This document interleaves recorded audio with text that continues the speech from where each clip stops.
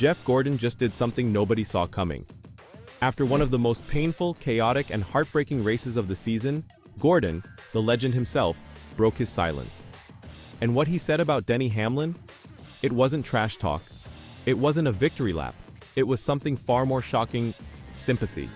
Because while Chase Elliott might have stolen the win at Kansas Speedway, and while social media was melting down over the wild overtime finish, Gordon's focus wasn't on the celebration.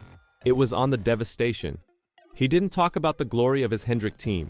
He didn't even really talk about Elliott's clutch move. No, Gordon was haunted by something else. The look on Denny Hamlin's face as he lost it all. Again. Let me walk you through how this storm started.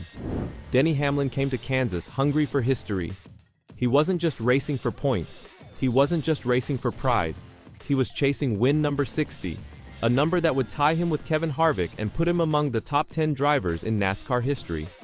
And from the very beginning, it looked like destiny. He started second, took the lead almost immediately, and completely dominated. He led 159 laps. That's more than half the race. Stage 1, won it. Stage 2, crushed it. The #11 car looked unstoppable. It was the kind of performance where fans stop wondering if he'll win and start asking by how much. But NASCAR doesn't believe in fairy tales. Not for Denny Hamlin. Around lap 214, the cracks began to show. First, it was the power steering. Gone. Then, low voltage issues started creeping in. That's like playing a video game on hard mode, blindfolded. Yet somehow, with 14 laps to go, Hamlin was still leading. That's how dialed in he was. That's how bad he wanted it. And then, disaster. A tire tore apart on the track. Yellow flag. Everyone came down pit road. And this is where the real pain begins. Because Hamlin's usual Jackman wasn't there. He'd been suspended after a loose wheel at Bristol. So they had a fill-in. And that sub made a mistake. A costly one. Hamlin lost 4 spots in the pits. 4. He went from leading the race to restarting in 6th. But Denny wasn't done. He fought his way back, slicing through the field like a man possessed. He clawed his way to 2nd. One last restart. 2 Toyotas ahead. One more shot. And in that final lap, Hamlin dove under Bubba Wallace, his own driver at 23-1 Racing, trying to steal the win. But with no power steering and a tight corner, he made contact. Bubba got pushed up into the wall. Both Toyotas wobbled, and that's when Chase Elliott pounced. Fresh tires gripping like claws, slicing down low, blowing past them both like they were standing still. Elliott wins. Hamlin, 2nd, by 0.069 seconds. That's less than the blink of an eye. After the race, Hamlin looked crushed. No anger, no excuses, just heartbreak. He told reporters, "Just super disappointing, obviously. I wanted it bad. You know, it would have been 60 for me, and the team just did an amazing job with the car. Just really, really fast. Gave me everything I needed. Got the restart I needed. Just couldn't finish it there on the last corner." But then he said something that broke people's hearts. "Man, I wanted it for my dad. I wanted it for everybody. Just wanted it a little too hard." Let that sink in. This wasn't about stats. This was about something deeper. This was a son trying to give his father a moment of glory. This was personal, and in trying too hard, he might have lost more than just a race. And then came the twist nobody expected. Jeff Gordon, watching it all from the Hendrick pit box, didn't smile. He didn't cheer. He felt the loss. Deeply. And when reporters asked him about Hamlin's final move, Gordon didn't analyze the strategy first. He talked about the pain, the regret. He said, "Oh, I can't remember many of the ones that I won, but I can tell you all the ones I lost." Let that land for a second. Jeff Gordon, 93 wins, 4 championships, one of the greatest to ever do it, and he doesn't remember the wins. He remembers the losses, the ones that got away, the times he messed up, the times he let it slip through his fingers. Those moments haunt drivers in a way most fans will never understand. Gordon didn't just stop at sympathy. He opened up a side of racing few drivers ever talk about, the part where the ghosts follow you home, the part where wins fade, but mistakes stick to your ribs like concrete. He continued, "Those decisions haunt you. You know, missed shifts, bad choices on restarts, whatever it might be, especially if it was on your watch or in your hands."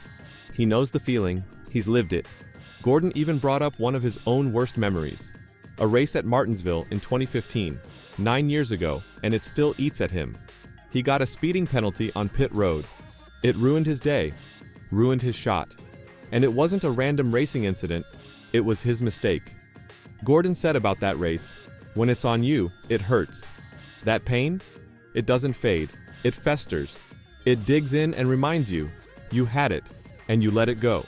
So when Gordon looked at Denny Hamlin standing there after Kansas, helmet off, eyes lost, words breaking, he didn't see a rival, he saw a reflection.